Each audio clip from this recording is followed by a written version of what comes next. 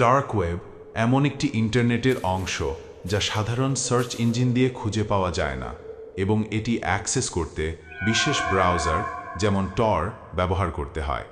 এখানে অনেক বৈধ কাজ হয়, যেমন গোপনীয়তা রক্ষা করে সাংবাদিকতা বা রাজনৈতিক কার্যক্রম।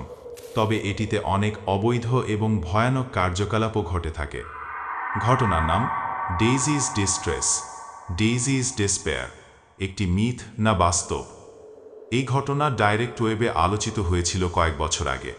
কেউ কেউ এটিকে কল্পনা বলে মনে করে, আবার কেউ কেউ বিশ্বাস করে এটি বাস্তব।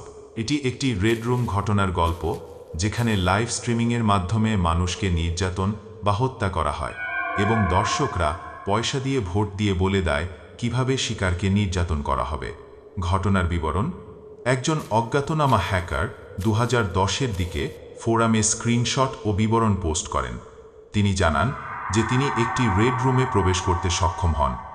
সেখানে দেখা যায় ছোট একটি মেয়ে, ধারণা করা হয় তার নাম ডেইজি, কে একটি ঘরে আটকে রাখা হয়েছে।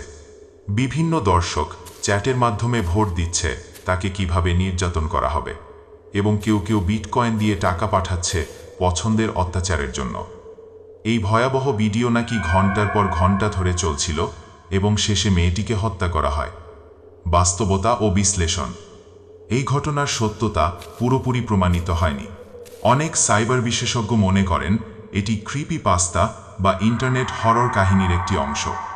তবে ডার্ক ওয়েবের শিশু পাচার, নির্যাতনের ভিডিও এবং অনলাইন টর্চার চেম্বার বাস্তব ঘটনা হিসাবে বিভিন্ন সময় আন্তর্জাতিক আইন শৃঙ্খলা বাহিনীর তদন্তে ধরা পড়েছে। এই ঘটনার শিক্ষা: ডার্ক ওয়েবের কিছু অংশ প্রযুক্তির অপব্যবহারের চূড়ান্ত উদাহরণ। এটি আমাদের মনে করিয়ে দেয় প্রযুক্তির শক্তি যেমন বিপ্লব ঘটাতে পারে, তেমনি তা বিকৃত মানসিকতার মানুষের হাতে ভয়ঙ্কর রূপ নিতে পারে। আজকে এই পর্যন্ত। দেখা হবে আবারও নতুন কোনো ভিডিও নিয়ে। ধন্যবাদ।